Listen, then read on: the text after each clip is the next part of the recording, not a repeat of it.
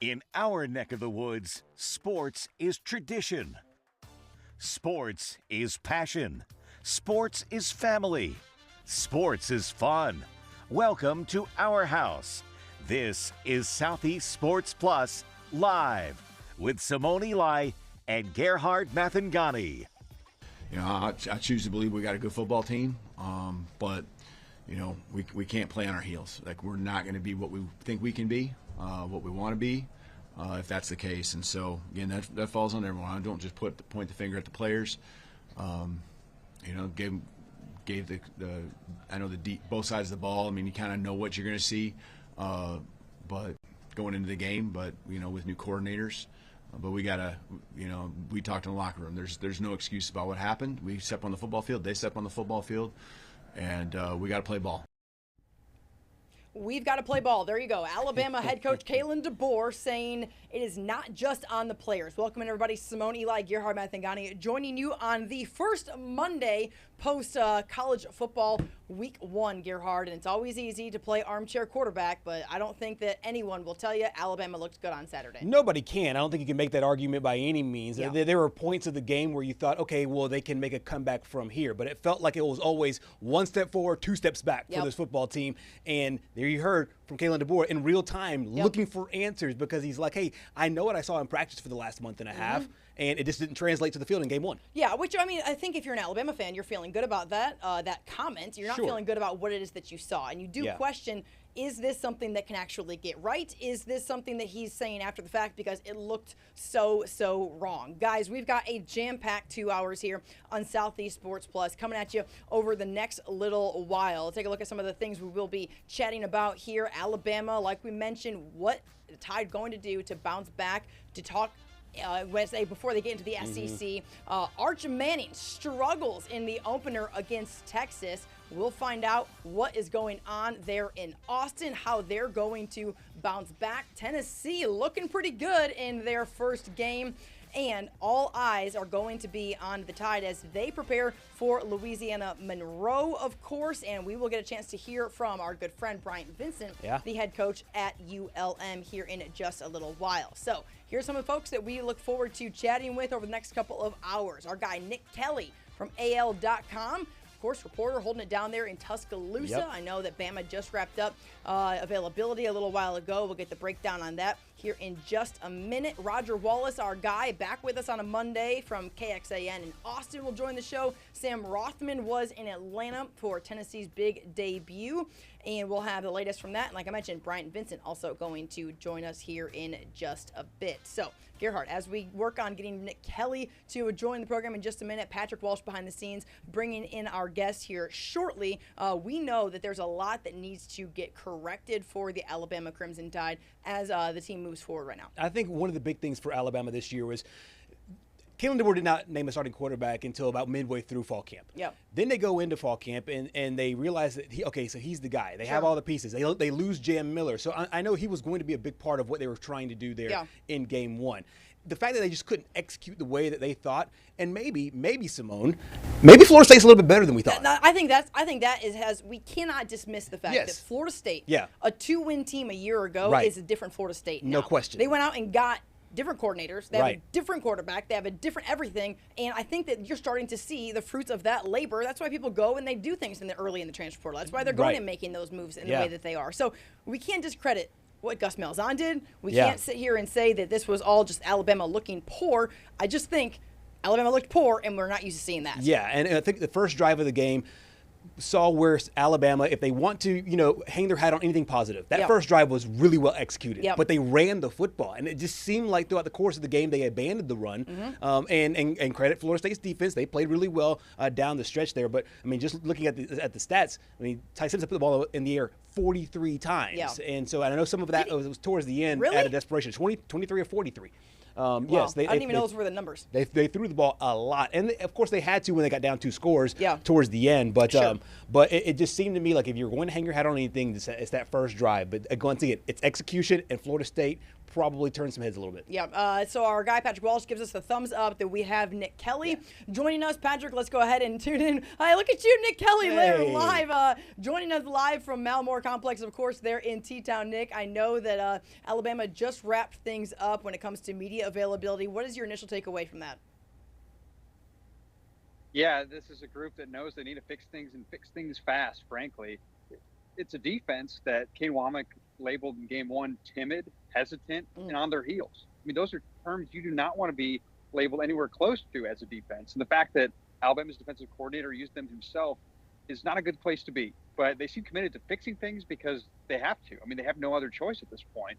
So there's definitely a frustration with how the way things went, but there's no time to, as Ty Simpson put it, to cry in the corner. Yeah, and I love that. And Nick, of course, with AL.com, holding all things down there for Bama and all sports. Nick, when you hear that from Kane Womack, it's a guy that we know really well from his time down here at South Alabama as the head coach. How concerning is it from the fact that he does have a very attack-style mindset, that get in the backfield type of mindset when it comes to what he does defensively, and then for him to say, none of that matched what it is that we want it to look like, isn't exactly good news.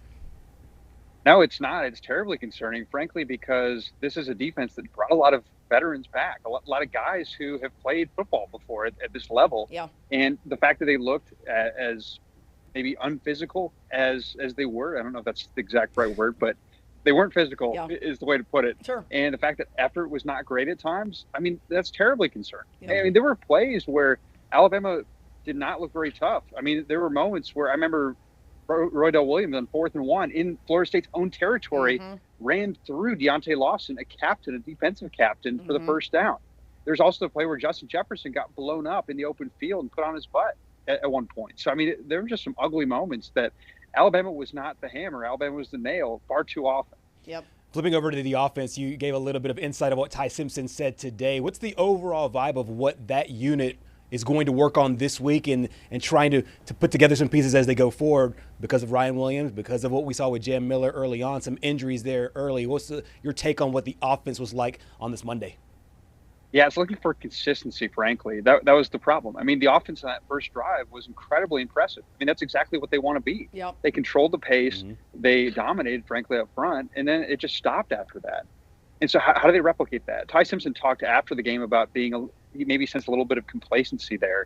But I think Ryan Grubb just talked about how much consistency they need from that group. And really it just comes down to how do they respond when they're in a good spot? How do they make sure that, okay, yeah, that drive went really well, but flush that, as they like to say, move on to the next one. Didn't happen very well, and so they've got to sustain. I mean, the running game wasn't as good as it needed to be down the stretch, in part because Jam Miller wasn't there, also because they had to pass a lot more because they were playing from behind, frankly. So ideally you're not in that hole that they were, so they can run more. But at the end of the day, I mean, they just need to buckle down offensively and make sure that they are not in spots where they have to play from behind.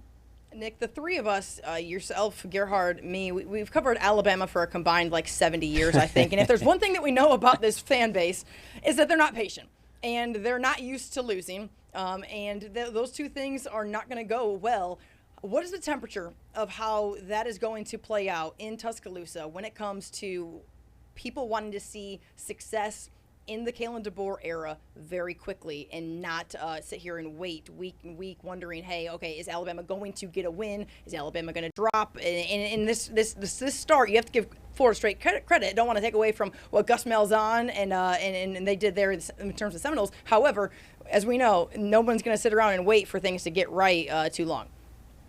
No, not at all. I mean, fans are very impatient. I think the goodwill and maybe the little bit of the patience that Kalen DeBoer built up in the offseason disappeared, evaporated after that first game.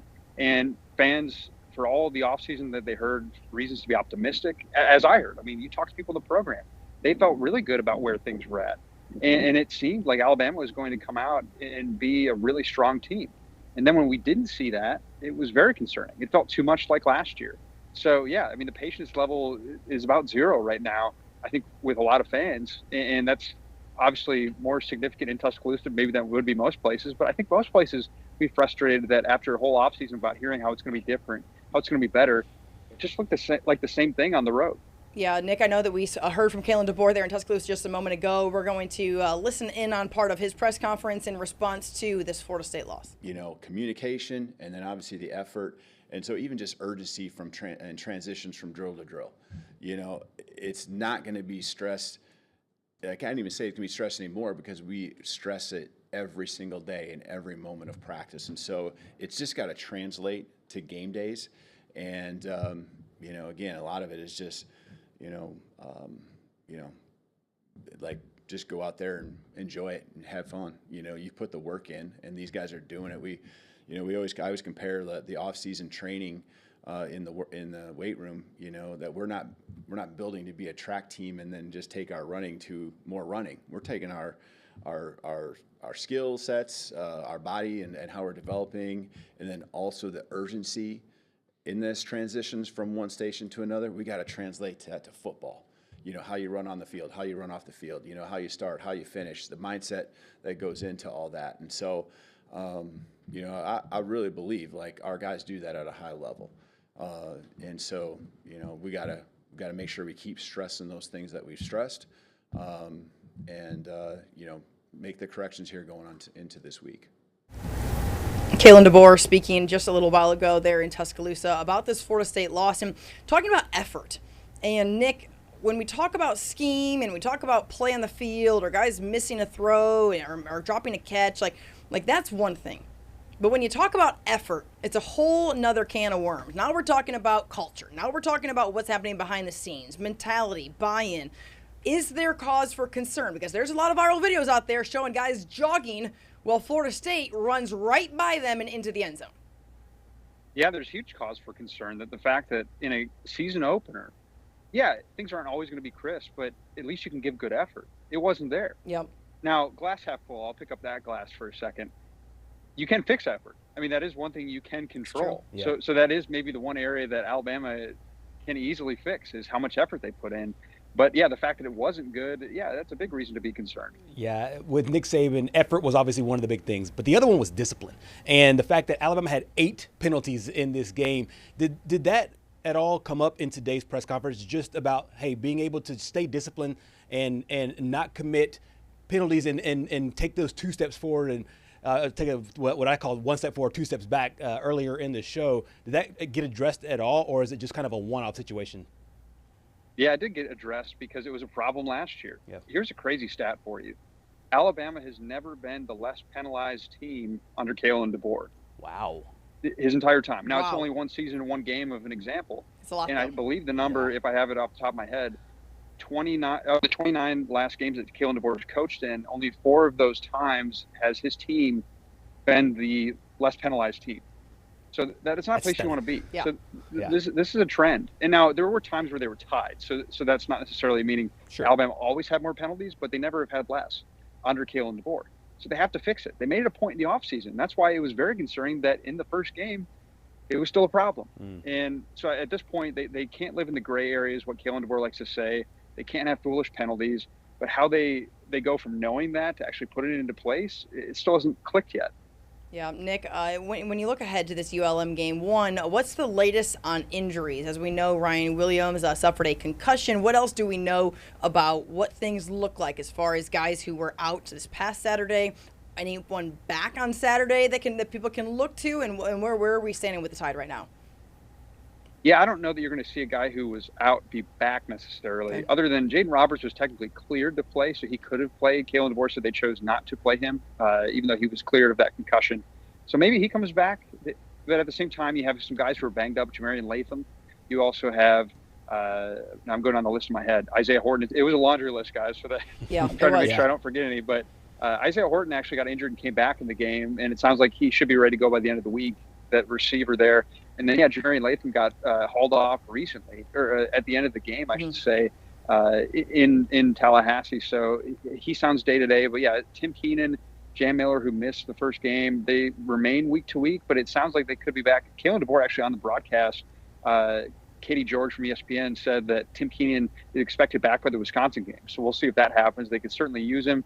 And Jam Miller, maybe the Wisconsin game, but Kalen DeBoer had previously told ESPN too that he is expected back by the Georgia game. So it sounds like these are not long-term injuries, but I don't know that they're going to bring him back for ULM.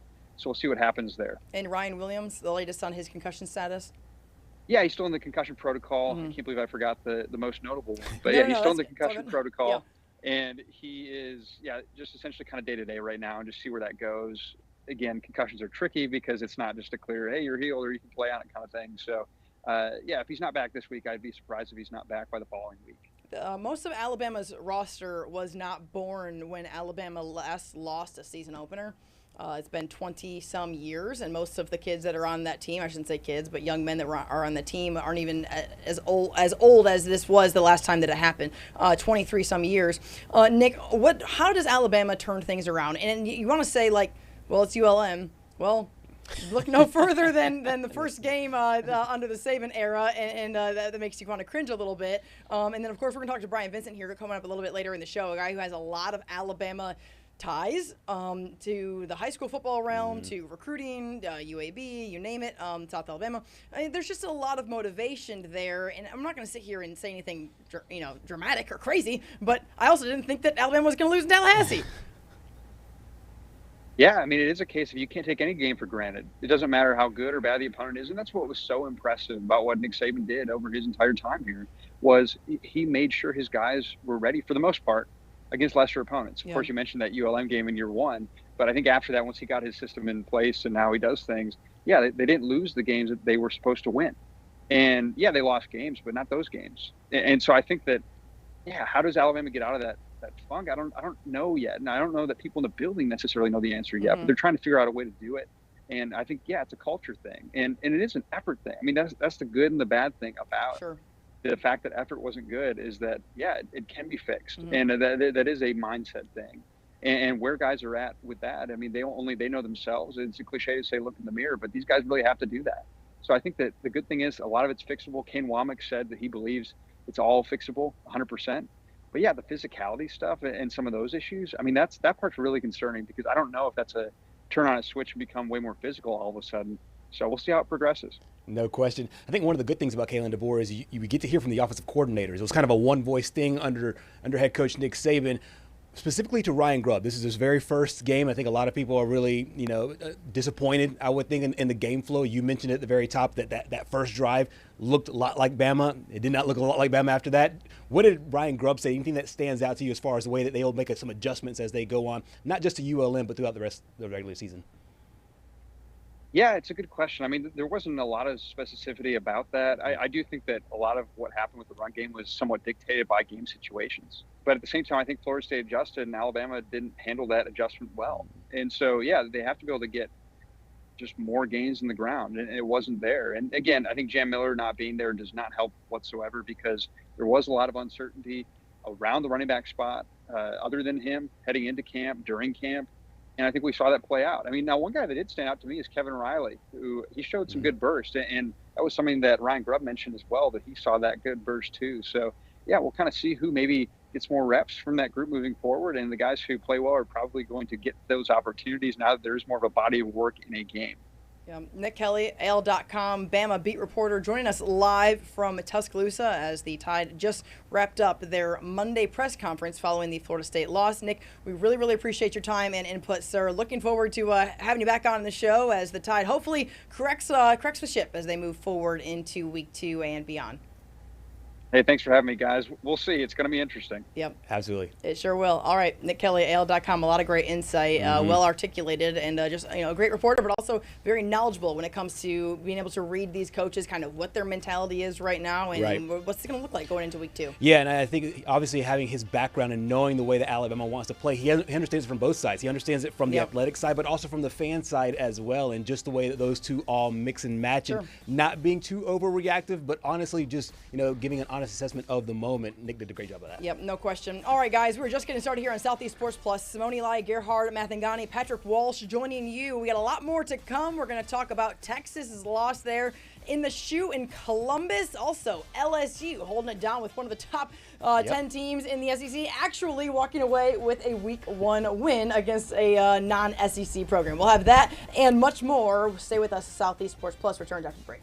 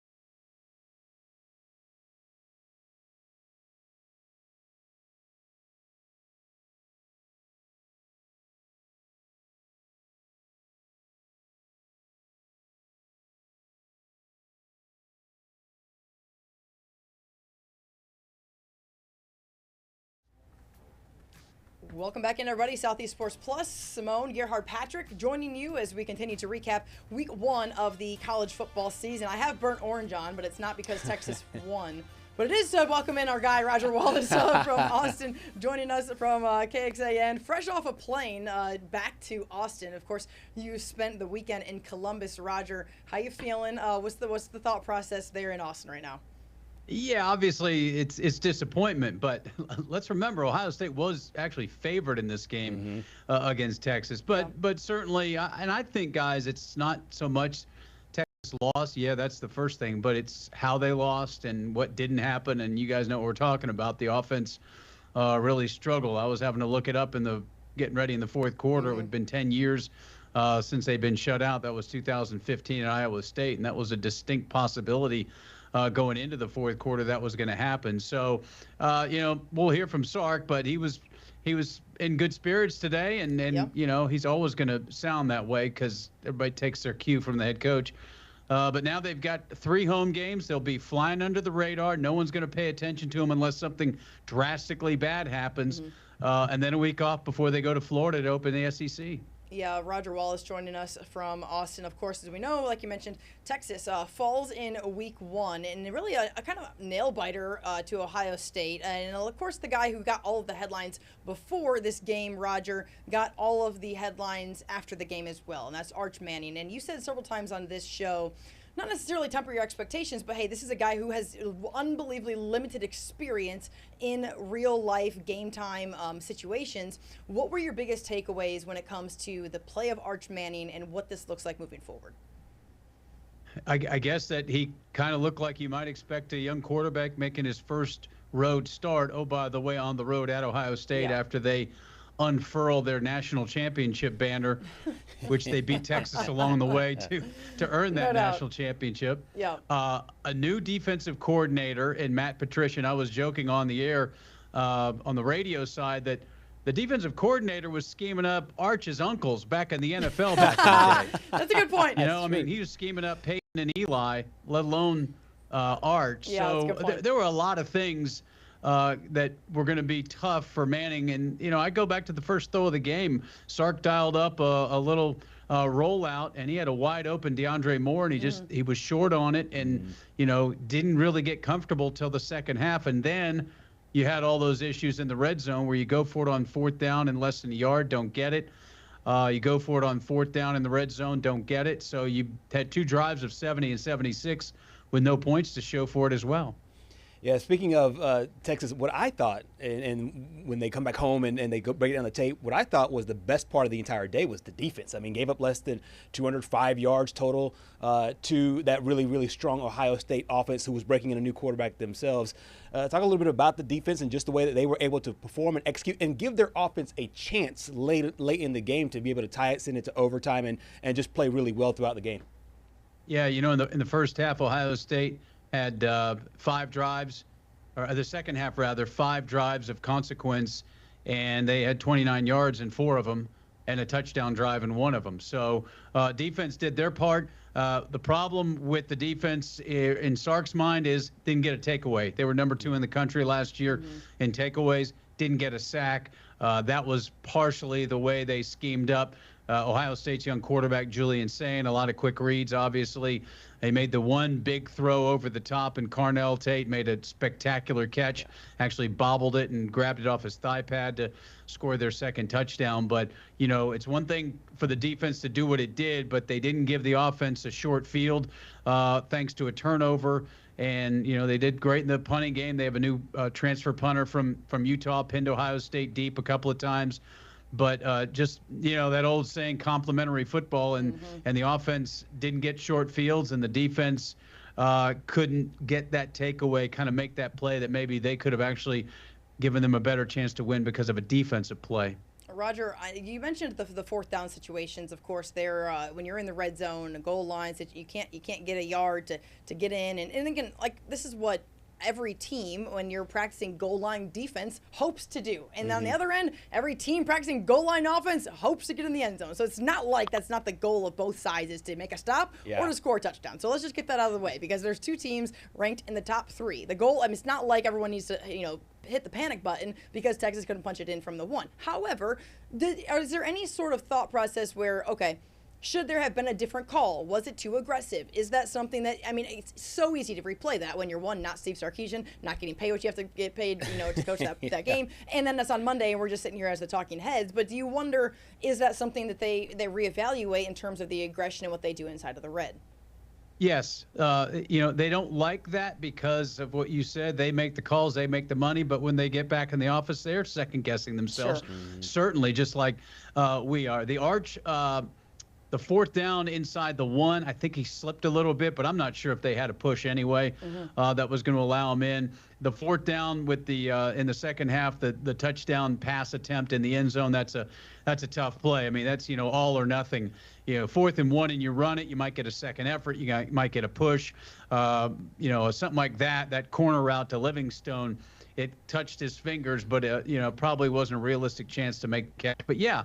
And that was the question going into the offseason, guys, and primarily because of what happened in the Ohio State game in the playoff in that last drive when they couldn't punch it in. They had 4th and goal, was, red zone offense and touchdown efficiency. Now, last Monday, Sark joked, okay, our red zone efficiency was this in 2023 and improved by 14% in 2024. Obviously, it went down in the first game this year. Sure. But, yeah, they're questioning everything like they would if they'd won the game. No doubt. Here's the thing that, the 12-team playoff, so you can afford this and, you shouldn't get penalized. But let's be honest, they just lost some of their margin for error. That is true. No, that is accurate. Yeah, because, okay, you get another loss, and that's 2. Yeah, you're fine, because if you just have one more loss, they're going to go to the SEC championship game almost certainly. Sure. You get a third loss, and you don't play for an SEC title, then you're going to need some help and see what else goes on. That's exactly right. So we'll see how, again, 3 weeks. Basically closed scrimmages on TV because everybody's going to be pointing out everything else. How about this, guys? And I noticed this Saturday night watching the networks. When's the last time a team lost to the defending national champs who are ranked number 2 or number 3, and the only sound we saw on the network shows was from the losing quarterback? Right. Listen, that was incredible. It is incredible. And I do think that there has been an unprecedented hoopla about one guy that has been so it's like nothing you've ever seen before. You've seen people put expectations on kids. You've seen guys come in with all of the accolades from high school, but simply because of who this person's last name is, who he's related to, it has been unprecedented, Roger. I mean, it is like everyone said, Heisman leader, gonna leave immediately for the draft, all of these things. And the kid has been unbelievably great in terms of all of the media day coverage and just how he's handled his business and his process and said, just completely level-headed, in my opinion. I've been so impressed by that. But, wow, we I don't want to say we, because I feel like it hasn't been us or you, but from a we media perspective, the spectacle of this has been crazy. Usually it seems like the local media would be the one to maybe blow it up a little more than the national media because they're talking about 50 different topics in college football, but it almost seems the opposite in the case of Arch Manning, where we here in Austin, first of all, we've seen all the games. He threw 90 passes. I keep banging this drum. Now he's thrown 30 on the road compared to 90 at home because those were his first 30 passes that he threw on the road. We saw him come off the bench against Georgia, and that was a tough spot late in the first half when Quinn Ewers was struggling a little bit, and he struggled a little bit there. So there's a body of work when you watch the Mississippi State game. You go, wow. Wasn't a great Mississippi State team. He got a couple of over-the-tops, wide-open receivers. But so much of this is, as you say, Simone, is that last name and what the skill set appears to be. And it still might be that. I don't want to also be that guy that makes too much out of one game as well. But it's just, and man, if this isn't a level-headed kid, and I think he is, he spoke after Sark did today and, was pretty much as you would, if you're a Texas fan, hope he would sound. Sure. Not good enough, go back to work, but, not going to let this be the end of the world.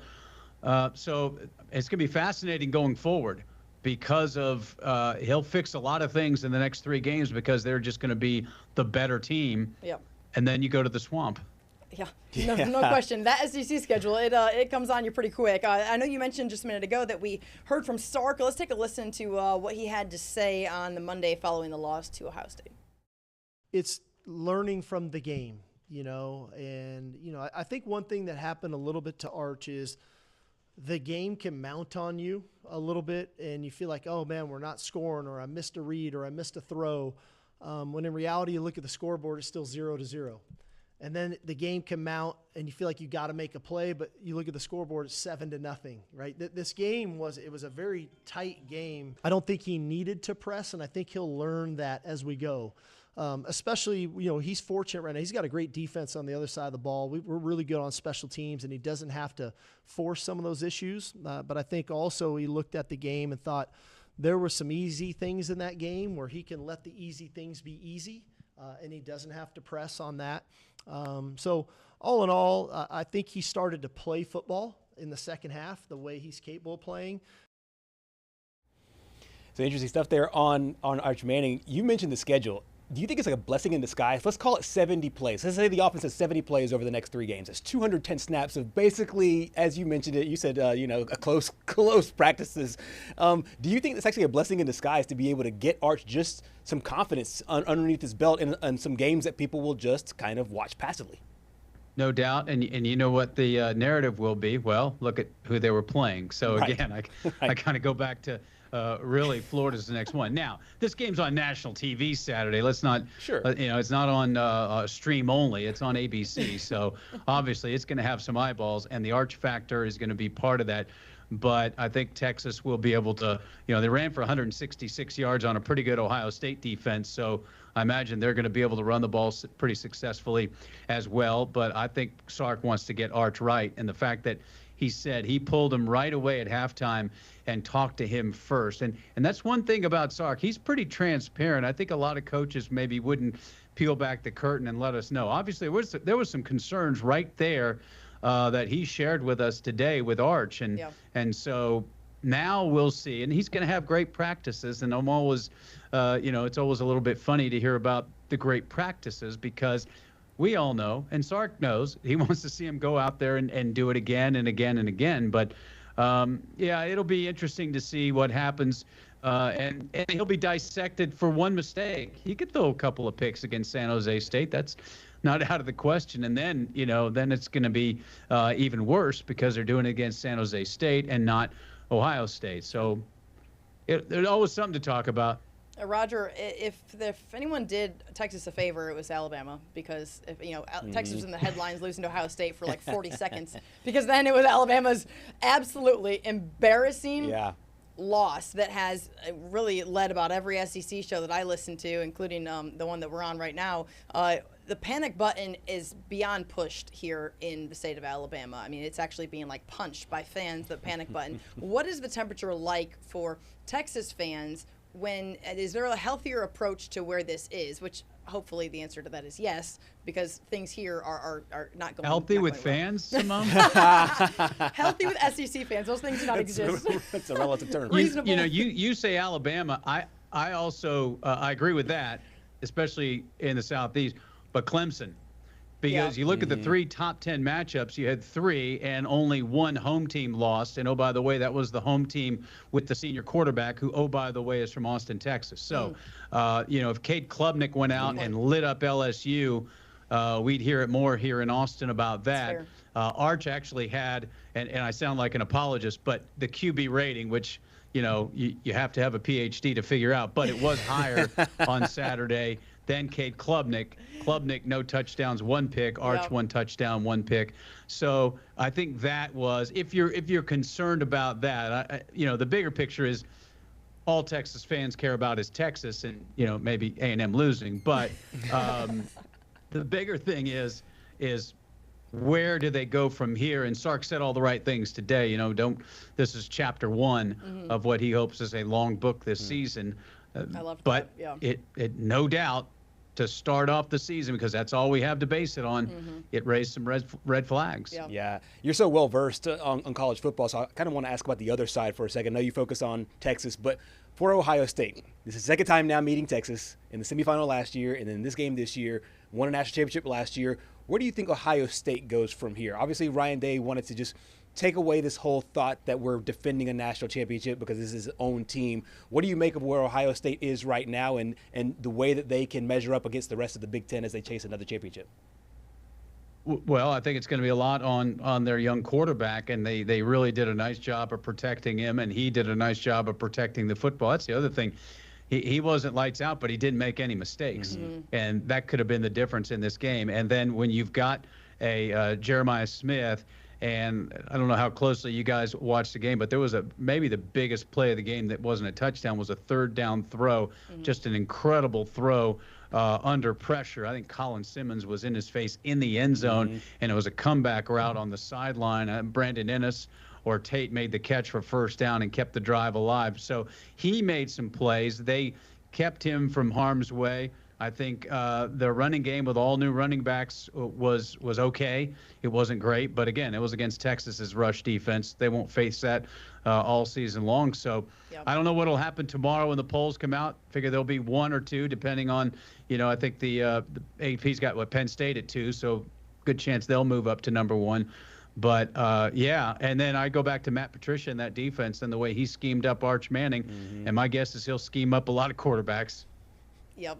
Roger Wallace joining us from Austin, of course, the sports director, longtime sports director there at KXAN, also with the Longhorns Radio Network, doing a great job. Roger, thank you so much for your input week in and week out. We're going to have a few weeks of talking about some glorified scrimmages and looking forward to that before we get I hope those words don't come back to haunt me.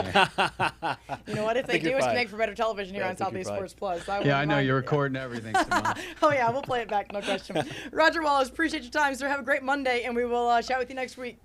Thank you, guys. Take care. Thanks, Roger. Good stuff, as always, there from Roger. Man, they really do have it kind of easy there for a minute. San Jose State, UTEP, and Sam Houston. Yeah, San Jose. I was actually chasing the number. I was guessing it at first. You want to guess it? No. 36 and a half. I was going to say 34, so okay. I'm getting better at this. I'm getting better at this whole betting thing. Good stuff. Roger Wall has been a great start to the show, and we got plenty more to come. We're going to talk LSU. In a little while, we're going to bring on Sam Rothman to chat about Tennessee's big debut, take you down to Syracuse. We'll get Patrick's take on that. And also chat with ULM's head coach, Brian Vincent, as the Warhawks prepare for a bruised-up Alabama team. That and more coming up after the break. Stay with us.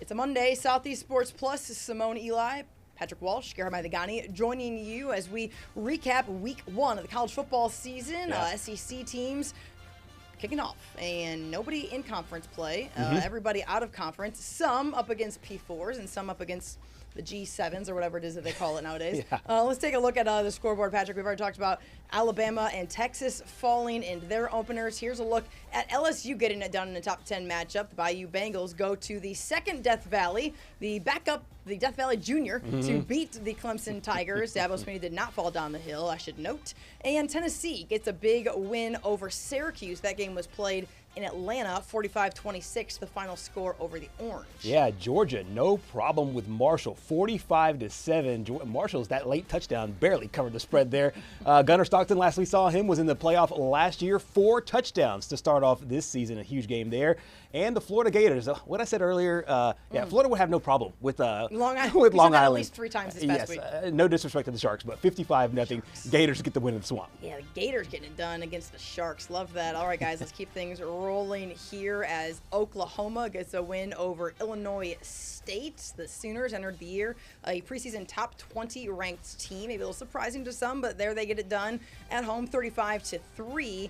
And Texas A&M opened things up with a win over UTSA, 42-24. The Aggies hoping this can be the year under Mike Elko. Yeah, Marcel Reed looked really, really good in that game. In the last game on the slate, no Jackson Dart, no problem for Ole Miss. Great game from Austin Simmons. We've talked to David Adustin about this and him stepping in for the guy that's now in the first round of the NFL draft. 300-plus yards, 63 points as Ole Miss puts it on Sounds Georgia like Lane State. Kiffin to me. Sounds like Lane Kiffin to me. I was welcoming Patrick Walsh. Guys, okay, looking at those scoreboards. So let's take Ohio State and Alabama or Texas, all those games off just the ones we just looked at. Yeah. Guys, which one surprises you the most? Any of those that stand out the most in terms of either points scored, margin of victory? I was really, really impressed with Oklahoma. I was really impressed, but 35-3, and they obviously did not want to show too much because they have Michigan coming up this week. So you're going to stay a little bit vanilla, but you have a new offensive coordinator in Ben Arbuckle. You have a new quarterback in John Mateer. There's some drama earlier on in the offseason. It's a really big year for head coach Brent Venables to be able to get off to a nice start there. I think it shows proof of concept. Yes. Now, will they run the table? I don't think so, but it's proof of concept that, hey, the offense looks to be in a much better situation than last year. Yeah, I think you hit the nail right on the head there. I was going to say Oklahoma with John Mateer, navigating the whole Venmo thing. But, honestly, I got to go LSU beating Clemson. Yeah. Brian Kelly finally getting over the hump in season openers. You kind of watched it biting your tongue like, all right, when's the meltdown coming? When's the meltdown coming? And then it didn't come, and they ended up winning. So, Garrett Nussmeier with that big win, 230 yards, passing touchdown. He looked like he should have been the Heisman front runner. Yeah. And then he's certainly in the conversation and deserves to be. I think that Georgia obviously looked the part. Florida, no shocker there. Oklahoma gets the win. A&M, maybe. I didn't watch that game. The score looks a little bit closer, 42-24. It could have been a garbage time. I didn't watch the game, so I can't speak to that. I think in the first half it was a 7-point game, pretty late into it, and then it was the late pull away. Right. Okay. The Aggies were just deeper, deeper for football. I agree with you on LSU. I think that's a big win. I'm not really surprised that they got the win. I just think it's so significant for that program, for Brian Kelly, for what they're trying to do, and for the expectations. Patrick, gosh, you picked them to win the SEC this year, so you obviously are right on board with that. My good old media poll. You also picked Syracuse, but however, you'd also pick Syracuse to beat Tennessee. Okay, but here's the thing. I've been waiting at least 42 I'm gonna go hours for this. to a good old baseball analogy. Okay. If you bat 3 for 10, you're going to the Hall of Fame. Okay, yeah. So while I might have completely dropped the ball on Syracuse, and I'll admit it, that was. I thought he was talking about Syracuse. He's talking about himself. We'll talk about Syracuse here in a little bit because, honestly, I also think Tennessee was a little bit better than anybody thought they would be. Yeah. I did call Florida State? Florida State. Yeah. I called Florida State. Yeah, that's true. Did you call Florida State? Yeah. Yes. Yeah, he called it. Beating Alabama? Did you say money cover, line? Cover. Yeah, you said money. Okay. Oh, yeah. no, I'm talking that about straight up. Yeah. But yeah. Yeah. But I easily called the under in the Ohio State-Texas game. Yeah. That's true. Listen, that's very true. We're going to talk about the Tennessee situation with Joey Aguilar when we talk to Sam Rothman, and I cannot wait for it, to be honest with you, because I think we have never seen a guy make a decision like homeboy out there out west who's looking more like a little silly than we've ever seen. Nico, I am a leaving. And I'm a leaving to a very empty stadium. You know, instead of putting up 10 points in front of 100,000, you put up 10 points in front of 5,000 at the Rose Bowl. Exactly. Well, speaking of, all these new quarterbacks look really good. Joey Aguilar looked really good, as you mentioned. Mateer looked really good. Austin Simmons looked really good. Somebody spent all of SEC Media Days saying it's the year of the quarterback. Someone did. Yeah, that's very true. It was me. Yeah. I liked using that line a lot. Because we had like 12 of them there, for the love of the Lord. That was a lot. That's true. And whether there were new guys or returning guys, I thought that, like, Gunnar Stockton for me, he played in, 4 games last year? Yeah. Some garbage time games, but obviously got into the SEC championship game. Well, looked good. He looked like a starter. Yeah. And I thought last year, even though they did lose to Notre Dame and all, he looked, when he went to the SEC championship game, he looked like one of those been there, done that. It reminded me of like Jalen Hurts when he replaced Tua Tagovailoa in the same stadium back in the day. You could tell he's got some confidence about him. Hey, don't forget about Jackson Arnold. He had a Listen, pretty nice game. That's a good point. Listen, you know what? Actually, Auburn was on Friday, so it was like a high school football game. But I think Coach Freeze very excited about that. We're going to hear from Coach here in just a minute. Let's take a quick break and then talk about the Auburn Tigers getting a Week 1 win over Baylor. On the road, big one.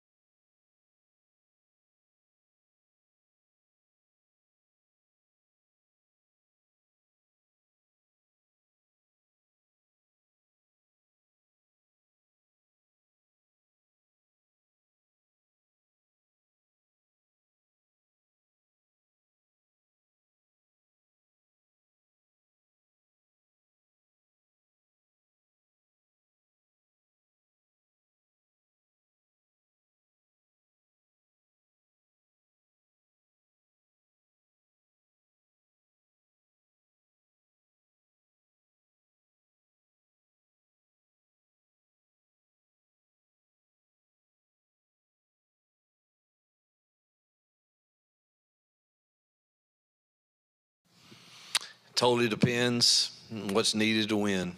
You know, that's always been my philosophy of offensive football is, you know, what is it for this game that is going to help us win the football game? And if that's needed and that's what the game calls for, I think he's very capable and willing to do that. So it's all about, you know, the flow of the game and how that's going. And you know, some of those were called runs. Some were obviously him pulling it down and using his legs. And, you know, we'll go into every game being willing to do that for sure.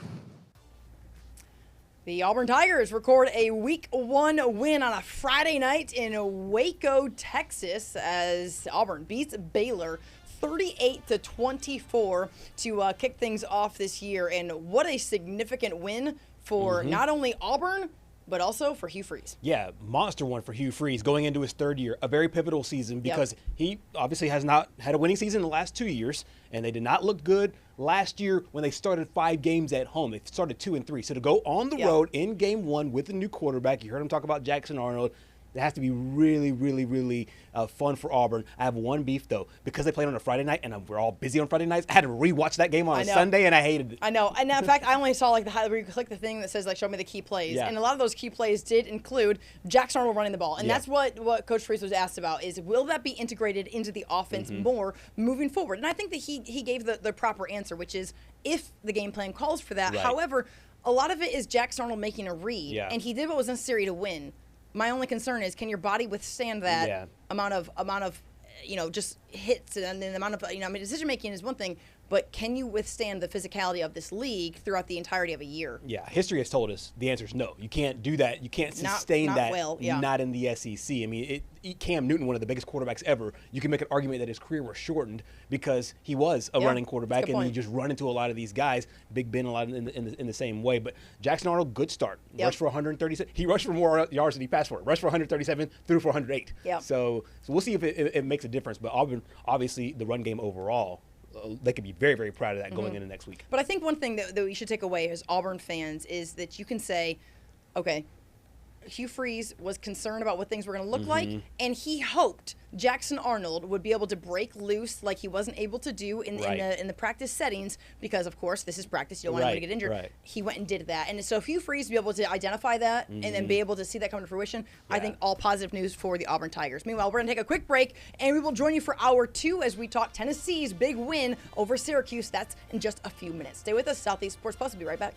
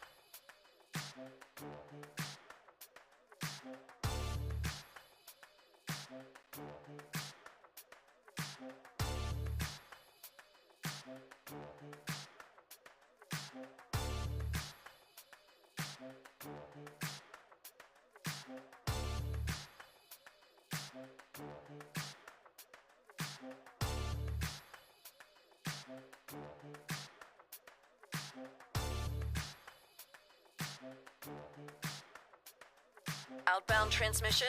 Affirmative. Crew ready? Check. Signal lock? Check. Downstream stations online? Linked and locked.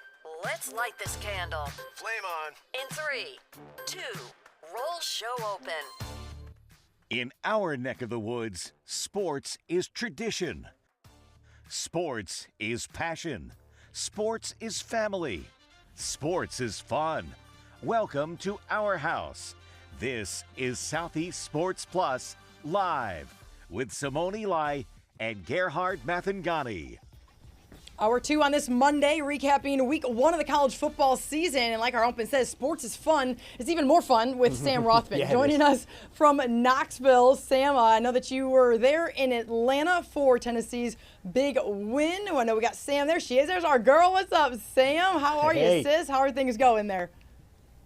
How are you guys doing? Doing great. I know that you just made your way back from Atlanta. Of course, Tennessee's big win over Syracuse. What are your main takeaways from this game? Main takeaway is happily surprised. Joey played great. A lot of questions surrounding the offense. Bryson Easton had some fun there with the Aflac Duck and Coach Heupel's son, Jace. But yeah, that trophy celebration really because of the offense. We can get into the defense later, but the offense really shines. A lot of questions surrounding Joey, a lot of questions surrounding the young wide receivers, a lot of questions surrounding the running backs, but they got the job done. Almost 500 yards of total offense, really a balanced attack, 246 on the ground, 247 on the air. So I like Heupel was so calm and relaxed during post-game press conference, and he was really impressed with what his starting quarterback did in his debut on a national stage like that. One of the big things I thought for Joey Aguilar going into this game was everybody was asking, yes, he can sling the ball around, but is he going to put the ball in harm's way? Is he going to, throw interceptions and whatnot? It just felt like he had such command and control of this offense. One of the things that you pointed out when he first got the job, he joined us immediately, and you said that Coach really likes the way that he handles the offense overall. What did both Joey and Coach say just about his overall demeanor, minus the stats, because obviously the stats are really good, but just the way he was able to control the game, control this team coming from App State? Yeah, they all talked about calm, cool, collected confidence. Like, there he is post game, he was thinking, you see him kind of bobbing his head there to Rocky Top. I mean, what a cool moment for him, a guy who was in JUCO just a few years ago, and you would never know though, he was super confident, super relaxed, doesn't get too high, doesn't get too low. And all the players, I think Braylon Staley said it post game that because he's so confident, it just makes everyone around him confident. And I think that's why, obviously he won that starting job because he has that confidence. Again, he's not cocky at all. He's the most humble, blue-collar guy, but he's confident in himself, confident in his abilities, and I think that just brings out the best in everyone else around him. Sam Rothman joining us from Knoxville. Sam, this game was never really in question for Tennessee. Obviously, Syracuse were able to get some points back throughout the first half, but down the stretch, it just seemed like Tennessee just had complete command and control of this game. How impressed were you by this team going out there and rolling out and executing a plan in the fashion that they did in a stadium that is an NFL stadium, of course, there in Mercedes-Benz Stadium, against another P4 program? Because there's a lot of teams that were ranked in the top 25 went into Saturday and did not execute their game plan. A lot of them happen to be also in this league. So to be Tennessee, you have to be pretty impressed by what they were able to do consistently throughout that game.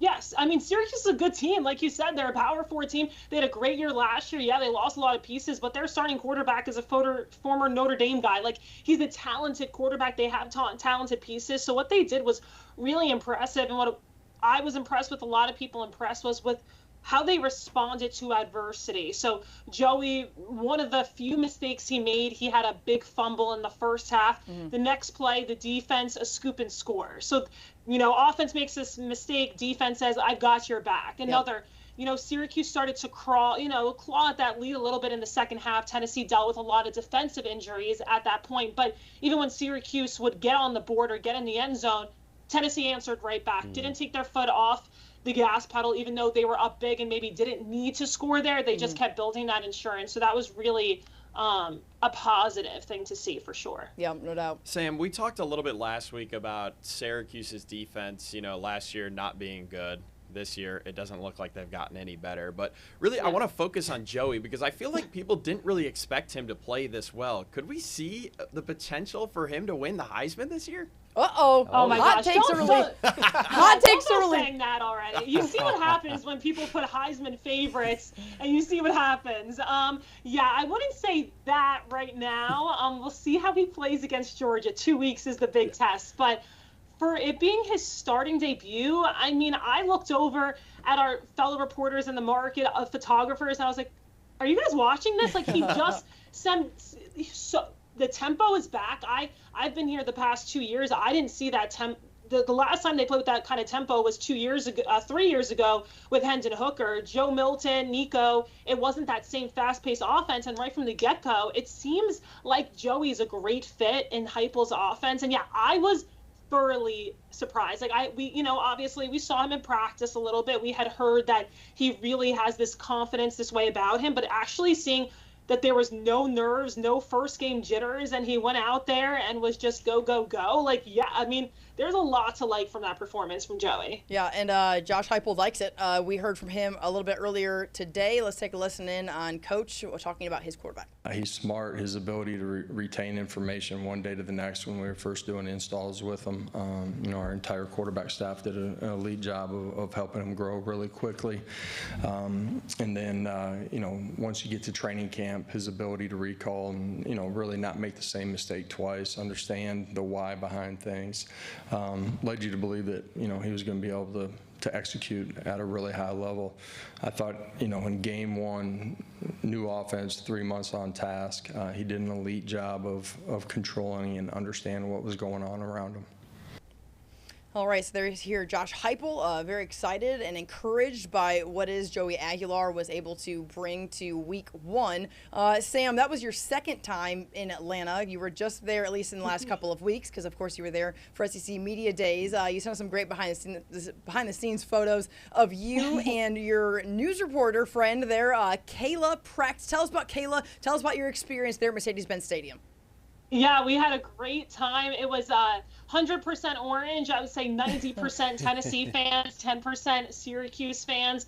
But yeah, Kayla, a news reporter who wants to switch over to sports, so she had a great opportunity to be able to come with me for the game. She was doing a lot of fan angles and was able to shoot the game with me and all that. So we had a great time, and it was a great win. And yeah, I mean, these Tennessee fans, they turned Atlanta into Rocky Top. I mean, Vol Walk was crazy, just how, not as crazy it is as at Neyland's, but, it was lined up and all that. And, yeah, it was a great time. And with a great win. Yeah, I loved your outfit too, by the way, because that was really, really cute. She's got the pink on pink. It was so cute. As Tennessee moves forward, Sam, what do you feel like kind of the vibe is right now? Obviously, there's a lot of confidence. At some point, the SEC schedule will pop up. I think the next ETSU, and then they're going to go to Georgia. So, or at home against Georgia. But what do you feel like? I guess if you can't win them all, if you don't win the first one, it sounds a little dramatic, I guess. But right now, this team has to be feeling pretty good with another non-SEC game on the slate before they really get things going there against Georgia.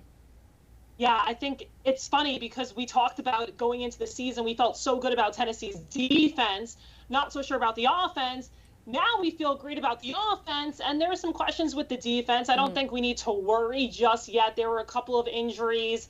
And again, Syracuse is a good offensive team, but they have been unfortunately hit by the injury bug. We just found out today that one of the defensive linemen is out next week, Jackson Moy. It's a short-term injury, not exactly sure when he'll get back, but the big one is cornerback Ricky Gibson is going to be out for an extended period of time, and that only adds to it just because Jermon McCoy is coming back from an ACL injury, so two of your top cornerbacks are out now.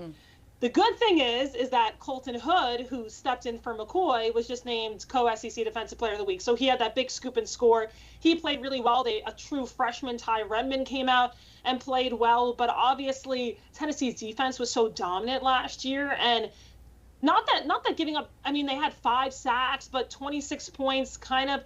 And the problem was 3 of 4 on 4th downs. They really just couldn't get off the field.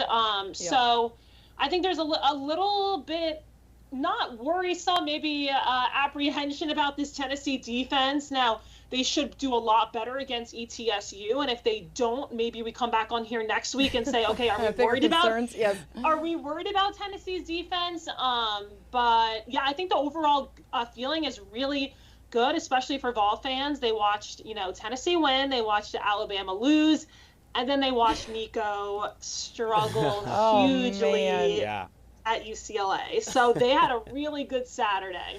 No question. There was a lot of fans that stayed up till 4 a.m. hate watching UCLA. Hate watching. You know what? I love that. I love that term. It's such a thing. Hate watching is the best. One of the big things we talked about all preseason was they had no Dylan Sampson, and obviously one of the best players, if not the best, in my opinion, the best running back in the country last year. Yeah. But one of the things that you kept saying, and I'll never forget this, you just said, no worries, no problem. They have 3 running backs they really rely on. And Star Thomas, Deshaun Bishop, and Peyton Lewis, all of them got at least 8 carries in the game, more than 200 yards. How do they feel about that running back room going into it? Because at the beginning of the season, they were like, hey, everybody thinks that we might have taken a dip in our running game, but they won't because of those 3 guys. Yeah, I mean, they lived up to the hype during training camp. 3-headed monster. They all found the end zone. Each of them had a touchdown. Star Thomas had a receiving touchdown on a great scramble play. They all it was kind of balanced. They all, Star was in, then you saw Bishop in, then you saw Lewis in. I mean, they showed there's no drop off now. Are they going to be able to do that in SEC play? Are they going to have, that same production that Dylan Sampson had? Dylan Sampson also had to have that same production because the wide receiver room, the passing game struggled a little bit. Looks like it might not be the case. Again, this was against Syracuse, but just taking that into account, it looks like the passing game is going to be a little bit better this year. But yeah, I think if the running back room showed that they're not worried and all 3 guys can be relied on. Before we let you go, you brought up Nico, so I have to rip that Band-Aid off, right? Did you stay up hate watching? I did not watch it. All I know is I saw all of the next morning tweets about how empty the stadium was and, Nico being over. Obviously, he struggled. 11 of 22 in the air, a touchdown and an interception, 13 carries for just 47 yards. But the biggest number I think you look at is that Utah put a whooping on UCLA, 43-10. I mean, wow. Yeah. It wasn't great. I did not stay up hate watching. I was actually in the car driving back from the game, and I didn't even know what was happening. I thought you were staying in Atlanta. I thought we talked about this. We did stay in Atlanta Friday night. We had to drive back Saturday night. Boo. Wow. We got to talk to somebody about something. We had one hotel stay, but that's okay. We drove back. We were together. But what was I going to say? I totally lost my train of thought. You were not up hate watching, but you were driving, yeah. We were driving. Kayla was driving. I was not on my phone while I was driving. I was going through Twitter, and I started seeing the memes and the tweets, I go, oh gosh. And I looked and I saw, I think they were down. It was like 20-3 or maybe 27 at half or something like that. 23-7 at half. Yeah. I saw a lot of the overthrows. I saw the sacks on Twitter. And here's the thing, Did we kind of saw this coming a little bit, just with all the drama that happened? I mean, you can't really compare what Tennessee has on its roster compared to what UCLA has on its roster. Also, Neyland sells out even if Tennessee is 2-12, not 2-10. Yeah, like they were for a long time before you got there. Exactly. So, but yeah, I mean, no, I'm not gonna ever root against someone, but I think Vol fans were just. With how everything went down, of course, no one's going to really know the full story, but I think for Joey to play so well and Nico to struggle, Tennessee fans were very happy. Well, I think it's a big win for Josh Heupel, who some people wonder, did he gamble on not playing games? Because nowadays, coaches are choosing, because they have to fit into the box of let's do what players need. Let's be this player-led coach, but in the type of way where you're kind of giving. And Josh Heupel said, no, and we're going to go find someone who's going to be able to do this just as good or better, and that's what he did. So if there's a win to take away from anybody, it's certainly him. Yeah, I think he gains a lot of respect, not only just from me, but from everyone around college football the fact that he said, you missed practice, you're done. Because if he missed practice and then they let him back on the team, what kind of, statement does that send to the team? And then it could be a domino effect. And I'm happy so far. It seems like it's worked out. And I think, Heupel gains a lot of fans with him putting his foot down and saying, no, this will not be tolerated. Sam Rothman, Great stuff, as always, from WATE there in Knoxville. Thank you for your time, and we will definitely catch up with you going into week 2 and then beyond in the SEC schedule as well, Sam. Appreciate your time.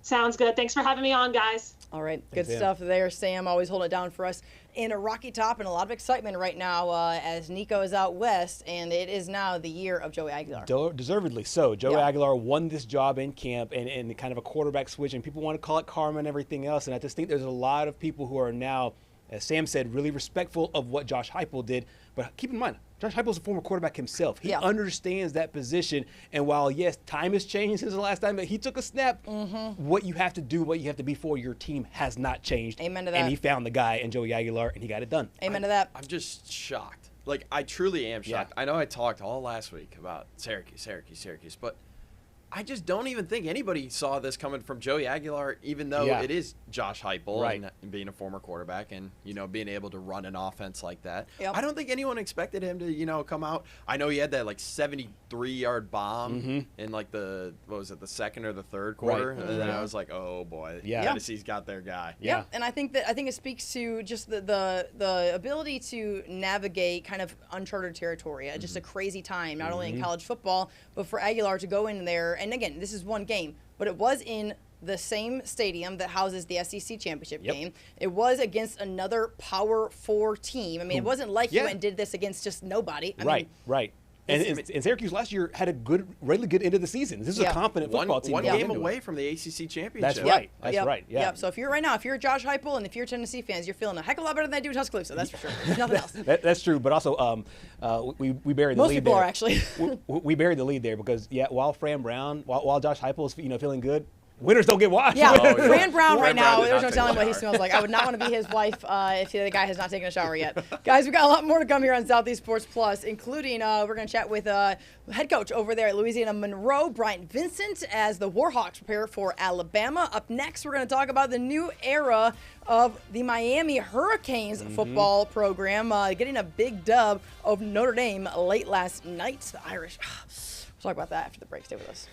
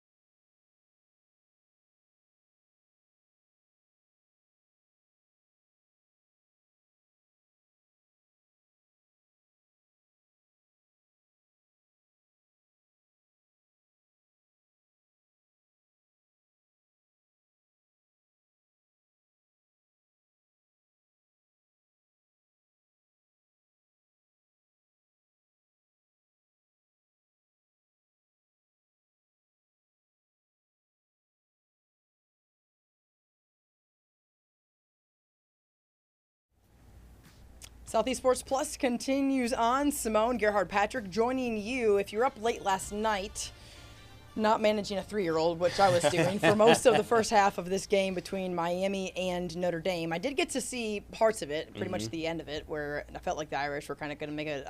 I grew up a big Notre Dame fan growing up.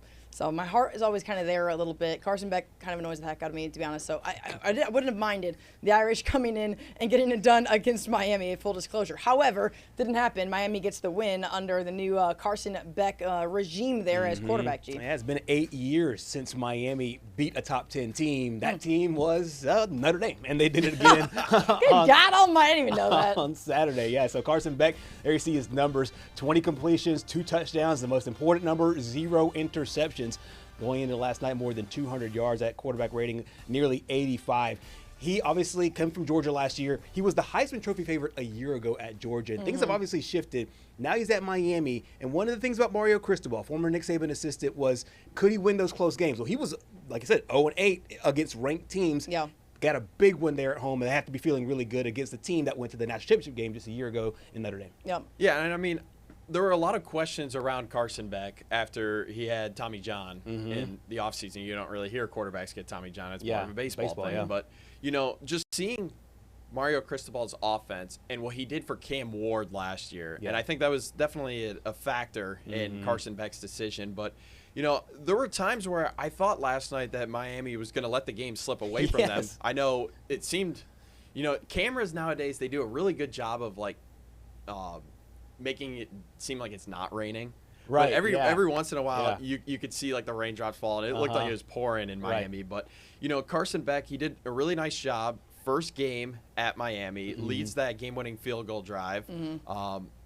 It just looked like, you know, this might be Carson Beck's time to shine. Well, I think that anything that's going well in week 1 for a quarterback that's just got there is a positive. For coaches, for the team, when your signal caller can make a move in just that small off season of time, because we're talking about a game, guys, that for so long it took 2 to 3 years of having consistent, same coordinator, same scheme that you're learning, same verbiage, all these things to really go and have success. That game doesn't exist anymore. So you have to do well, you have to do it quickly. And I think that being able to do that there, obviously, in Miami for Beck is a positive. And I know he spoke a lot about the team bonding that's gone on and how that's helped transform his career to this point and his time there in Miami. Let's take a listen to Beck on what he had to say about his team. Yeah, I still remember the first day that I walked into the facility, and I mean, I was not even a month out of surgery. It was January 16th, and I walked in, and it was Coach Dawson, and it was C.J. Daniels sitting at the table, and we looked at each other, and it was like we just knew that like what we had was, you know, about to be special. Never met the kid. Obviously, I'd heard of him, very talented. But it's like this like look of like respect of like, okay, like we're about to do this. Like we got the talent and the guys to do this. And, you know, nobody really knew going into tonight, but now they know. So, you know, I tried to tell people, but, you know, they don't tend to believe what I say, but that's fine. You know, actions speak louder than words. So. Ooh, that was a little testy. It was. I mean, it was like in a nice way, but it was a little testy. Yeah. But this is a quarterback. Keep in mind, this is a guy that made a whole lot of headlines in the offseason, not because of his play, not because of football. It's because he was, you know, dating a social media celebrity, and it is. I think not for wrong. him, Yeah, that's how I know anything about Carson Beck. And I follow sports, but my main when I think about Carson Beck, the first thing I think about is which Cavender? The Cavender, Haley or Hannah. Oh, it might have been Hannah. And now the way that you say that, I want to say is Hannah. I think Haley's engaged to Jake Ferguson. Oh, okay, yeah, that's Jake right. Ferguson, tight end of the Cowboys. He really is. Yeah. He really is well, totally locked in. Patrick is locked in on social media. He does have it now. He's on the Cowboys. I forgot about that. But no, like, so I think in the back of his mind, he's thinking, yeah, you know, like I'm still good at this. I know that, you know, Georgia doesn't want me anymore. I don't know. I don't know about dating because didn't they break up? I think they broke up. Yeah, that was like a. Speaking of football, that was like a Taylor Swift breakup. That was like was someone gonna write a song about that one. So, but in this day and age, when quarterbacks are not just the leaders of your team, they're celebrities. These quarterbacks now are celebrities, and I don't know when that started. They are. I mean, that's they've always been celebrities in the pro game, but I think now your college football, maybe since Johnny Manziel, like they were just now known outside of the world of football, and so for him to be able to get this win, it has to feel kind of gratifying for him because people think that he took a step down going to Miami from Georgia. Took a loss. Took in his love life. He took a loss, and now he started the season with a win. So that's just good. took an L. Now I'm about to bounce back. Yeah. Is him singing that against the rules? Well, actually, yeah. LOL. Sorry, FCC. Guys, listen. At the end of the day, Miami, are they ranked? What is that? Yeah, Miami. What are they ranked now? What are they going to be ranked? They will go up to. What do we think they're going to be ranked? This is a good discussion because I wanted to pivot back to earlier. I know Roger said something about Penn State moving up to 1. Yeah. I think they stay at 2. I think Ohio State jumps Penn State. Me too. Oh, me too, yeah. because of the quality of the win. And it'll be interesting to see which poll does which, because I think the coaches poll and the AP poll might look a little different as the number 1 team. But I think that's a great point, though. Yeah. I mean, I think he was just – I think his point was, like, what – more of what will happen. But I think that the Penn State thing certainly does make it interesting. What did Penn State do in week 1? They blew out Nevada. Yeah. I think it was like 63-11 or something. But I think when you just think about the significance of win, right, that probably puts Ohio State. Because a lot of people would have argued that Ohio State should have been number 1 coming into it. I just think they didn't know what Julian Sain was going to look like, and now we have that answer. Yeah, so. yeah. And so Penn State did win. Man, Aguilar, I didn't realize, Joey Aller, I didn't realize how efficient he was. Yeah. 22 of 26. It's Nevada, of course, but you have to kind of grade on the curve. But James Franklin, he does a good job of beating up on unranked teams. I think he's won like 60 straight against unranked teams. It's just there you go. Whenever Penn State plays someone that's equal or better than them, they just can't. Trust me, Penn State will hold. You know what? Bold take. Oh, here we go. If Penn State is number 1, they're going to be number 1 until they play a ranked team. Yep. And then they're going to lose that game. This happens every year. It feels like. Ironically enough. The good news same is, colors as the Dallas Cowboys. The good news is this show is recorded, and we can bring all of this back when and if needed at a later date. Guys, we've got a special guest coming up after this break. Looking forward to this. We're going to chat with the head coach of the Louisiana Monroe Warhawks, Brian Vincent. Last time we spoke to him, of course, was at Sun Belt Football Media Days. We knew that this Week 2 game against Alabama would be one that everybody circled, but no, we could circle as much as they did after Alabama took a Week 1 loss to Florida State. So coming up after the break, we're going to chat with Coach Vincent on the Warhawks gearing up for the trip to T-Town. Stay with us. We'll be right back.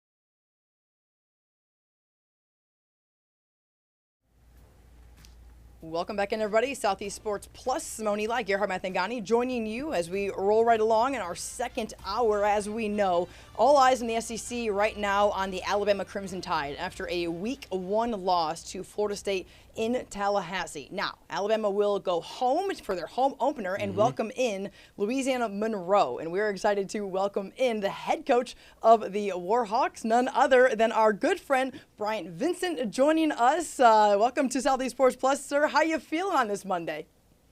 I feel good. You always feel good after a win, regardless of how it turns out. But, obviously we feel great, 1-0. We got a ton of things to work on, and now we're getting ready to go to Tuscaloosa to play the Tide. Yeah, Coach, before we really talk about this game that's ahead, let's recap your big Week 1 win, 29-0. That's going to make you feel good. Did you get the 0 bars? I know that a lot of coaches like to do something after shutout victories. Anything for you guys that's special after that? How excited are you about where you guys are at?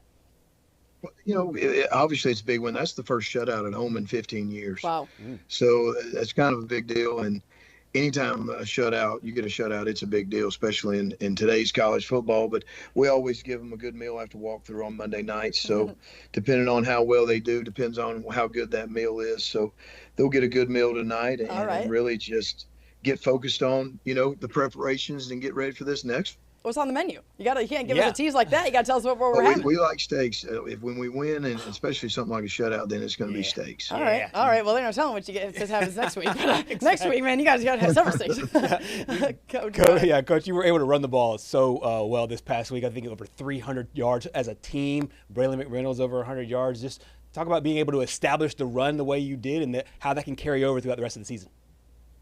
I mean, really, if you go back and you look at really since 17 and 18, and you can go back and you can see all the years, we have to establish a run. In 22, we had the leading rusher in the nation, Dwayne McBride, and then last year, Ahmad Hardy, but even the year before that, Spencer Brown and Ja'Cory Crosky-Merritt. We believe in running the football. You've got to establish a run. You've got to stop the run, and then you've got to win the turnover battle and be great in situational football. So, we were 5 for 5 in the red zone. We had 4 touchdowns and a field goal. And offensively, we were 5 for 12. So that, 42%. We would like to be around 45 or more.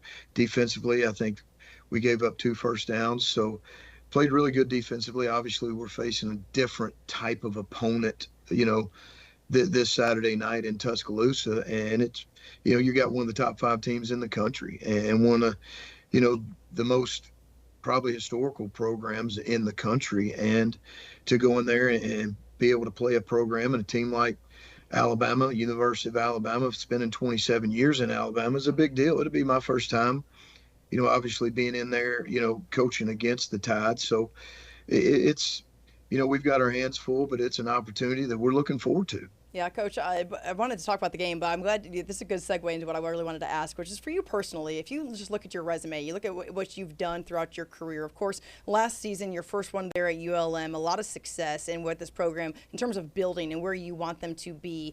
You were great at UAB as interim head coach, leading the Blazers there to the Bahamas Bowl victory. We've seen what's happened to UAB since then. Of course, a long time there at South Alabama as offensive coordinator and assistant.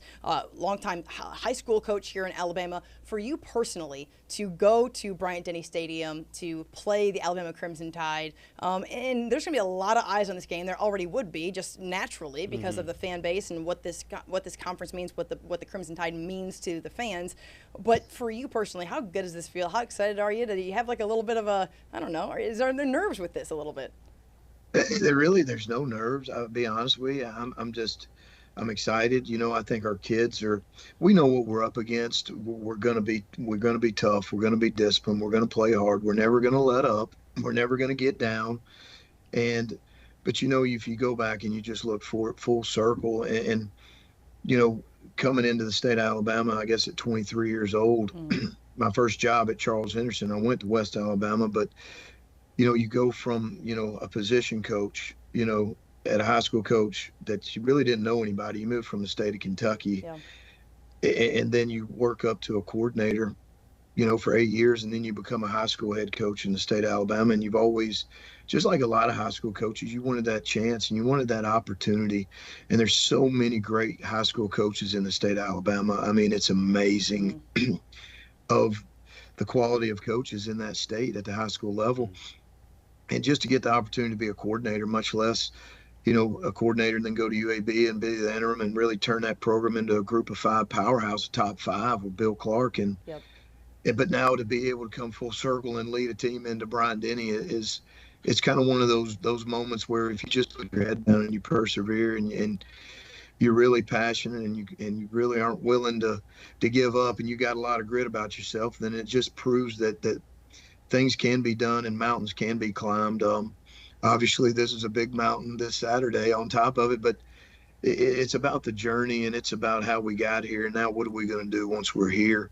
And I got unbelievable respect for that program and that university, but we get the opportunity to go up there and play, and it's their home opener to be 103,000 or whatever. But what an opportunity and what a moment. Yeah, Coach, I know that you've already started to watch film, and when you look at what happened in week 1 for Alabama, a lot of just surprising stats, a lot of surprising situations that the Crimson Tide were in there in Tallahassee. As Florida State walks away with a win, of course, Alabama went in as a couple touchdown favorite. And then when you roll things out and you're Kalen DeBoer and you're Kane Womack and you're Ryan Grubb trying to really figure out what you're going to do from week 1 to week 2. As a coach on the other sideline going into Saturday's game, what is your biggest takeaway from Alabama's loss to Florida State? When you go back and you really study the film, I thought that Florida State did an unbelievable job of keeping them off balance, of using a lot of fast motions and having 3 and 4 and 5 play packages, off of a lot of those same sets with fast motion. And I think with the two-way goes, they had a lot of two-way goes and then play actions off of it. I thought that Coach Malzahn, I thought he did a tremendous job. I mean, he really did. How he called the game. I think they dropped back 4 times total. And I thought Thomas, I thought had a hard time with his last name. I thought he played superb. I did too, by the way. I mean, he didn't force things. Castellanos. Yeah. We got it together. So I had to think about it. I'm glad you said it first because, man, you're right. Go ahead, Coach. But, man, he played so good. But the thing that I saw on that film is Florida State, their entire team played with an edge that it's hard to get to as a team at times. There's certain times, and they were playing all over the field. Coach Norvell had them ready, and they went through a lot of tough times last year, and it really showed their leadership that they have and the character and toughness for them to really come out and play a top 5 Alabama school, to be honest with you. But there's no doubt. I mean, you can tell it hurt. That game could have swung a lot of a couple different ways. Alabama was still in the game late, but if they're the team that I think Alabama is, and the program and the coaching staffs they have, I mean they're an angry team and they're hungry and we're going to see their best Saturday night. Yeah. Do you use any of that when you preparing your team? Like, hey, this is what Florida State was able to do, and whether it's a scheme thing, not necessarily taking the scheme out of it, but just saying, hey, this is the way this team competed, and if we compete this way, then we can give ourselves a chance at success. Do you use any of the things from previous games, or do you say, hey, like we have an identity, we're going to take that identity to Tuscaloosa? I mean, we have to take our identity to Tuscaloosa. If we try to go be anybody else, it'll get real ugly real fast. So whether it's been BYU or whoever we've played in the past, you have to stick to your identity. This game's going to be really fast, and it's going to be powerful, and it's going to be loud, and we do not need our kids thinking. We need them. We're going to be who we are, and we're going to run what we run and do what we do. And, we've got to execute at a high level. We can't turn the football over, and we've got to be great in situational football, and we've got to have some things go our way. Yeah, Coach, for you, when you play this game this early in the year, coming off of a win and then having another kind of week where you can, to be away from conference play before you really dive in against Arkansas State, also a strong program there in the Sun Belt, how can this just really prepare you moving forward, as you get into the conference schedule, win, lose, or draw in Tuscaloosa, but a real opportunity for you guys to get better?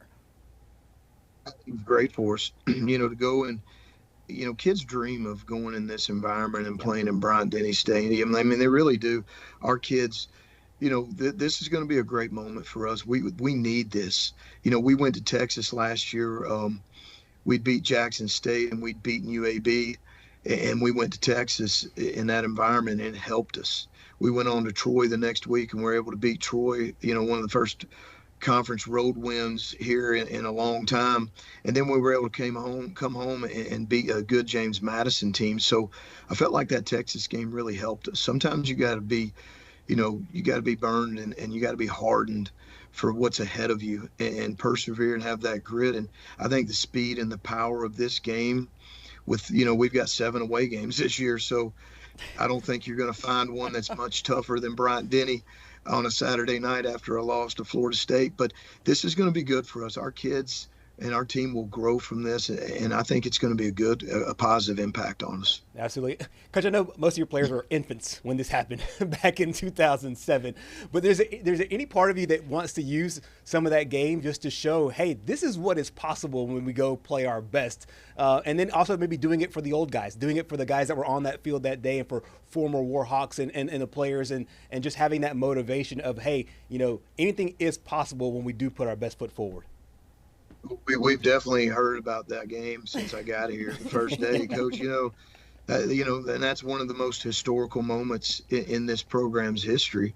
You've got the '87 national championship, and you've got the 2012 bowl game, the only bowl game in school history. Mm-hmm. But beating Alabama and really beating Arkansas are two of the big historical moments in this program. So at the end of the day, it's it's Alabama and it's at their place and it's Saturday night on SEC Net. But at the end of the day, it's about us. Yep. And it's about our mentality, our culture, our toughness, and really us being who we are and standing on our foundation on what we're about is the only way through storms and tough times. So we'll go up there and we'll tee it up and we'll be ready to go. Coach, last season you really started strong, and like you mentioned, that Texas game, you won 5 of your first 6. The only loss was the #1 ranked team in the country at the time, and then you were so close with an opportunity to get that bowl opportunity. How close is this team? Is there a different feel that you have after 1 week of play to get back in the win column for starters? Because I know that for coaches, you guys want to say every team is its own year and all that, but just to get the monkey off your back, to record a win going into this season. You can't win them all if you don't win the first one. That's probably strong. But you move into this year. Do you feel like there's a different vibe, a different feel for you going into this second season and what this year can look like in terms of a postseason berth? There's definitely a different feel. We had the highest retention in the Sun Belt. We had the 24th highest retention in the country overall. So we've got some experience. We've got some starters coming back. I felt like we recruited really well and signed several kids that want to be a part of this mission, that want to be a part of the ULM program, that want to be a part of making history and winning the first bowl game ever and really winning the first outright Sun Belt championship ever. And these were things that we've done before. I've got 9 coaches on my staff that have done this at a previous school, before. So there is a different feel. I think we're more player driven. They know what to expect. They know how we practice. We're bigger, stronger, faster. We have a lot of experience coming back. So, all off season, they heard several times we lost 6 straight. It doesn't matter who we play. How in the world do we lose 6 straight? And I own that as the head coach. That's on me. Sure. And there's a different feel. I'm excited about this team. I think this team has a chance to be a pretty, it's got a chance to make some history. And I'll leave it at that. But we got to continue to grow. We've got to embrace each day, and we've got to keep cleaning and sharpening and climbing. And if we'll do that throughout the year, I think we got a chance to have a good football team. Yeah, Coach, we appreciate your time. Bryant Vincent joining us from Louisiana Monroe. A ton of respect for you from this state. I know you mentioned a minute ago about how you feel about high school coaches and college coaches here, and I can tell you that's reciprocated 20-fold for what it is that you've done, not only there at ULM, but also in your history at UAB and here at South and in previous high school stops. So we genuinely appreciate your time as you gear up for Alabama. Yep. Cannot wait to see you take the field there from a personal standpoint. Bryant-Denny, looking forward to that a lot. Absolutely. And Simone, thank y'all for everything that you do and your passion and really just your professionalism and everything y'all do. And thank you so much. And I appreciate you. See you Saturday night, and go Warhawks. All right, good stuff. Brian Vincent joining us from Louisiana Monroe as they gear up for the Alabama Crimson Tide. And a really, really great conversation. I love that you brought up the game from 2007, which I think I said earlier on the show was the opener, but it was actually late in the year there against Nick Saban, but certainly one that Tide fans want to put in the rear view, just like they want to put this Florida State one in the rear view. But really good stuff there from Coach. Yeah, I think Coach Grapp had great perspective of, hey, we can use some of the things in our past, whether it's the past game or in the school's past, to use it to make history. But I don't know if you heard in his voice, he thinks that when this team is playing, it's at its best. He likes them. He likes them a lot, and I think he's got a lot to be excited about going into this year. Yeah, and there's a guy who knows what to do in terms of taking advantage of a moment. Brian Vincent knows exactly how to do that. 100%. He did it at UAB, 100%. And listen, I put my money there. I like the Warhawks in the postseason, no question about it. All right, good stuff. Brian Vincent, appreciate his time so much. We've got plenty more to come here in our final 15 minutes or so here on Southeast Sports Plus. We will take a quick break, and we'll be right back.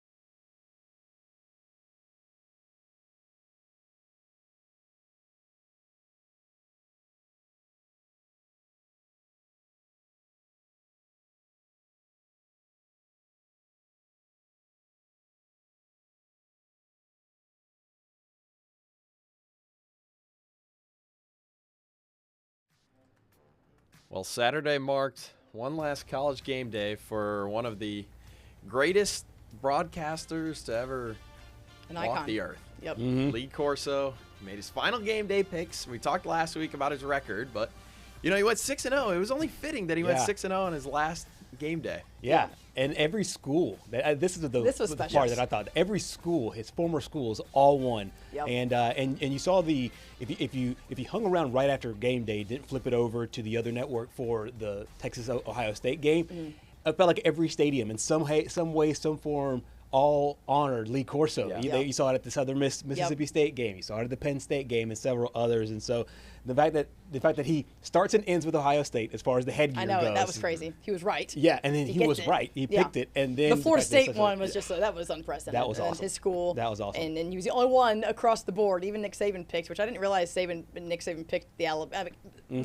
Some people don't actually make the picks for certain games they're calling and broadcast. Yeah. I didn't know if Nick Saban actually picked the Alabama game. He did. I went back and looked. But then, of course, Lee Corso, the only one that picks Florida State. Florida State gets the victory. But, man, college game day won't be the same, but also how grateful are we to have been able to live through incredible moments with it. A complete icon cannot be replaced. Yeah, and I think of all the pregame shows, and I'm talking about every pregame show. I'm talking about baseball. I'm talking about NFL.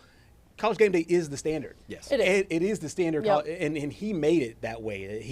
He helped put his footprint on it, and I think we're seeing it a little differently now. And obviously, Coach Saban's in, and you have Pat McAfee, and you've added some different wrinkles, which I think is the entertainment value is still going to be very, very high, and the educational values are going to be very high. But he just left something that will not be that they won't even attempt to try to recreate with somebody else, and I thought was awesome. Yeah, and I feel like he was the reason why all of these other pregame shows like Big Noon Kickoff fully blew up. I mean, if you ask these broadcasters, who's your inspiration? I'm sure a lot of them would say Lee Corso. Right. And, it feels like something's missing now that he's no longer gonna be on the set. But I am excited to see the rest of the crew and the mark that they can leave. Yeah, no question. I think that it speaks to who the icon, and truly just the figure that he was, a sports figure that he was, because other networks paid homage to him. Yeah. I know Fox did. I know other, and that's a big deal, guys, because that just doesn't happen very often. No. Not in this business, not in television. It's so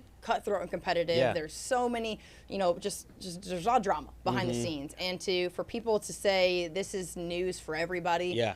The fact that he is going to be done on this show, I think, really speaks to the respect level that they have for him. And I don't know if you guys saw what Maria Taylor posted, but this was really, really cool. Maria Taylor posted a picture of she and Lee Corso, and it was from when she left for NBC. Yeah. And there was a voicemail that she had put in as a video underneath this picture. And I'm not kidding. I almost got a little emotional listening to it, because it was a voice recording from Lee Corso saying how proud he was, how big of a win it was for NBC. And of course, her leaving College Game Day, quite frankly, when she got there, I don't think anyone thought that Sam Ponder could have been replaced. Right.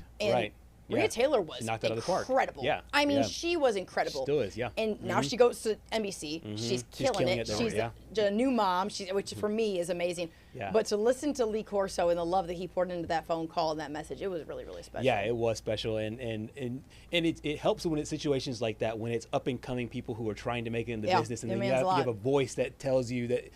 Basically reassures you that you're doing a good job, and they're winning over there. And I don't know if you guys noticed it. I don't know how you guys watched it, but I watched College Game Day, then I flipped over to Fox, and you could tell that Fox delayed their picks, their analysis, because they knew everybody was going to be watching College Game Day. Yep. So they didn't run them side by side. So they actually delayed the football game start about 8 to 10 minutes, because Fox did all of their picks and whatnot, not simultaneous to College Game Day. So shout out to the producers over there, because I thought it was a really, really special touch, because you did not miss the analysis of the Texas-Ohio State game because you're watching College Game Day. Sure. You watch College Game Day, then you had a chance to move over, get your analysis, get your picks, and all of that at the same time too. So I thought it was a really well done thing. And as you mentioned, this is a cutthroat business, and we don't really see that a lot here in our industry. You don't. Yeah, it's just. He's irreplaceable. Yeah. There's no doubt about that. But unfortunately, there were a few trolls on the internet. Ending his profere with probably the worst take of his career, picking Florida State. Yeah, Wow. Community notes. Not so fast, my friend. That's awesome. I love it. That's awesome. Just so fitting.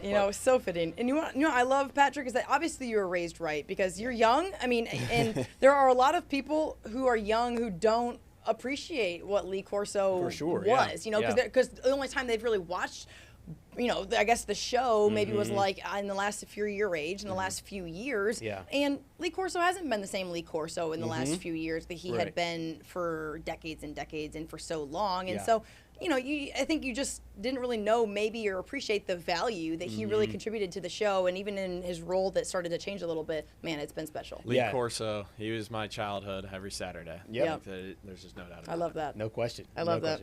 Guys, it has been an awesome 2 hours with you two here. And the last couple hours, of course, talking to Brian Vincent, several of our guests across Nexstar Nation. Has been so fun as we recap week 1 of the college football season. Looking forward to tomorrow. We have plenty more to discuss as we look forward to week 2. For Gerhard and Patrick, I'm Simone, and we'll see you from 2 to 4 tomorrow.